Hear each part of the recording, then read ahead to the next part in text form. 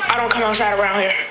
You don't come outside at all? Why is that? Cut the violence and the shooting. What do you do when you come home from school? Go straight in the house. There's a kid across the street I'm looking at him. who says he can't come out of his house because he's basically too scared of what happens on the streets. What do you think about that? I was raised around here. 21 years in the same crib. I'm outside. I'm alive. Well, what does it say, though, when a 13-year-old kid feels like he can't come outside because it's not safe? Man, you shouldn't be outside no way. Yeah. She's on home. No, look, no, hey. You scared, go to bed, man. I mean, that's look, how it is. No, You scared, go to bed. There's a difference between surviving and living. In a city where stop signs mean nothing and silence is a survival tool, some start their lives with a pistol in their pocket before they even hold a pencil.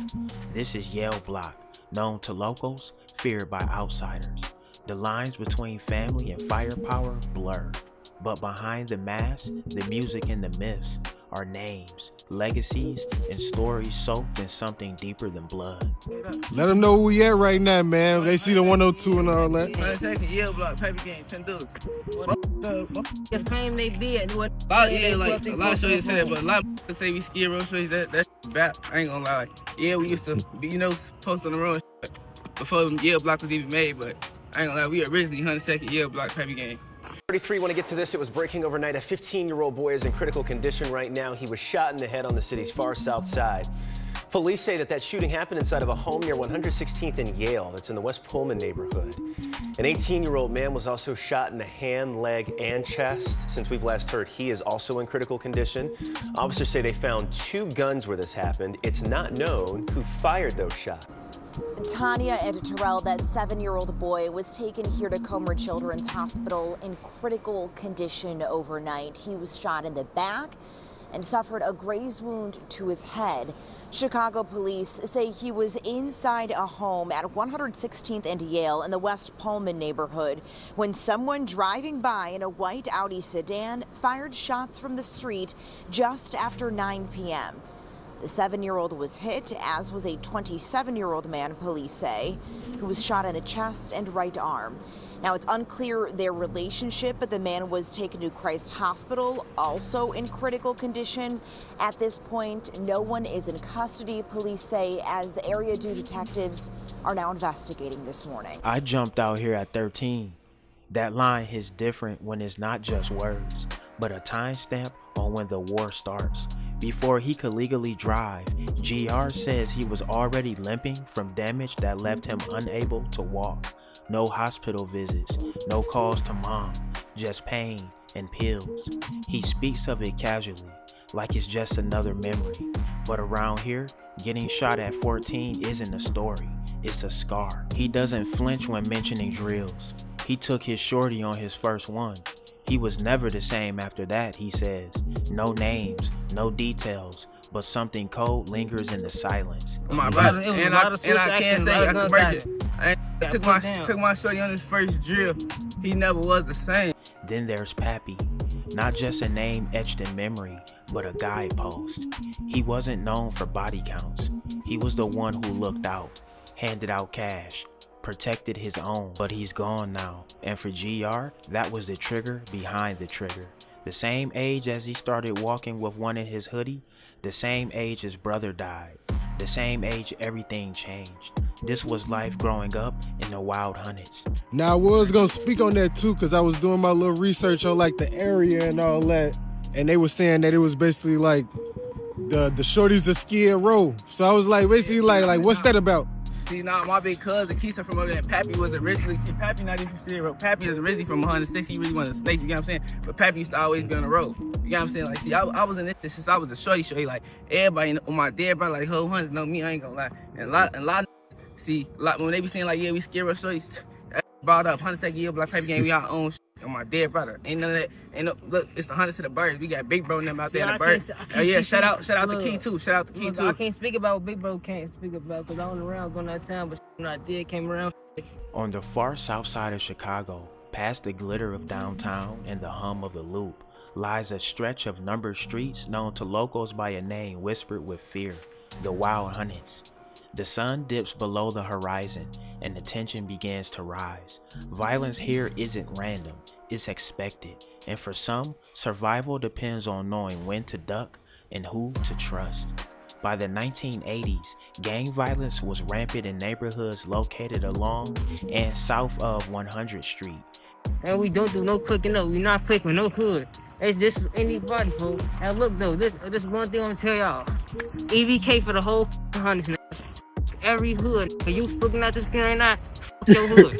We EVK for the whole hundreds. How you feel when people think like the hundreds is like sweet? They probably ain't never been this far south. Yeah, you come to the hundreds, yo, I don't even want to tell you what's gonna happen. Don't come to the hundreds, you ain't shaking that. That's what I say. They call it the Wild Wild Hundreds. It still a get like that. A lot of people probably just forgot. Nowhere is it worse than in a neighborhood known as the Wild 100s, named for those three-digit streets on the far south side. And that is where Chuck Gotti spent one night in Chicago, and he joins us with the story, Chuck. Ron, Kathy, the police, as we know, respond to violent crime. Tonight, the I-Team spends one night in Chicago looking into who is trying to prevent the violence and how. We focus on the far south side, about 17 miles from downtown, in the Roseland neighborhood, starting near 100th Street, in an area known as the Wild 100s. But the camera, you on? He's on. You on? These young men are in a gang. Tonight here in Roseland, their gang is on guard for a carload of rivals that they expect to drive by and shoot at them. Don't bring your ass around here. He just turned 21. If the enemy gang succeeds, his adulthood won't last long. There you go. There it is. As you know, it's getting warm out there. We've already witnessed 2 shootings on the block. These people try to help that gangbanger live to see 22 and not die by a slug from one. They are staff members and volunteers from a community-based stop gang violence organization called Ceasefire.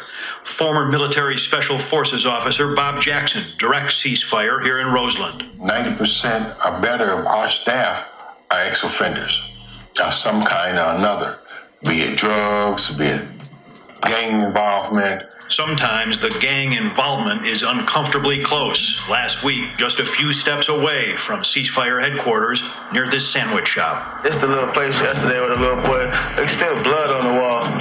They asked them to volunteer because they want to make a difference in the community. It's nice to see that bright orange going down the street and actually knocking on the doors. To get an idea, we follow the orange-clad Ceasefire teams on their normal rounds in Roseland. With some daylight left, they begin going door to door, letting residents know that they are working to prevent violence and recruiting supporters. One of our posters up in the window.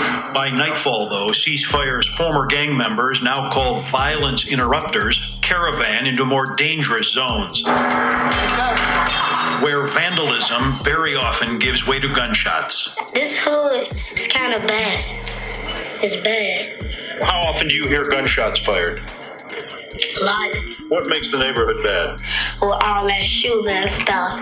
Ceasefire street contacts say this Roseland street is ripe for bloodshed. It has got worse. It's like people fighting for areas, basically. People getting into it for no reasons. Little petty stuff. Gang counselors have had their hands full this year. Chicago streets increase in number as you go south, earning Roseland the nickname the Wild Hundreds. In 2010, Chicago police statistics listed the Roseland neighborhood along 100th Street as the most violent in all of Chicago. So far, since the beginning of 2010, Chicago police statistics show that the Roseland neighborhood has had more violent crime than any other section of Chicago. High school student Juan Daniel was buried last weekend. A shrine is now on the fence in front of his home, right where Daniel was shot and killed in a gangland-style hit just before his 17th birthday. Daniel was raised by relatives who told me his mother was a drug addict and his father was an imprisoned gang leader. My focus has not been the what if, the whys. We have to get through this. We have a void in our lives forever now. The final stop of the night, an attempt to prevent further bloodshed in Roseland. This night, we found that gangbanger with the glass of cognac, still trying to justify life centered on retaliation. I love my guys. At the same time, they came through the other day and took 2. What you mean? Y'all got to come. So y'all talking to the wrong people. Towards the end of the interview, you can see the demeanor change in both of the guys. Once they were fully aware of what was going on, they jumped into action, and you can hear them both shooting at something or someone. The interviewer runs for cover as multiple shots ring out. He just smooth in there. So how y'all stay away from like all of that extra stuff while y'all in the booth? Like y'all finna go crazy on the rap.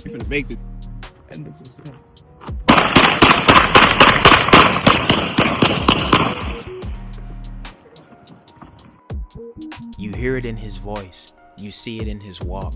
You feel it in every name he refuses to speak and everyone he swears to keep alive. This isn't a story about gangs. It's about ghosts and the boys forced to become men to survive them. Some jump off the porch. Others are pushed. But either way, the streets never forgets. This is Yale Block, and it's not just a name. It's a warning. Alright y'all, there y'all have it. That's this crazy story of the two gangsters from Yale Block. They let it blow on the enemy, man, during the interview. Hey, get in the comment section. Let me know what y'all think. It's drillers and trappers. We out here trapping and drilling 247. And don't go nowhere. Watch that next video. Gang!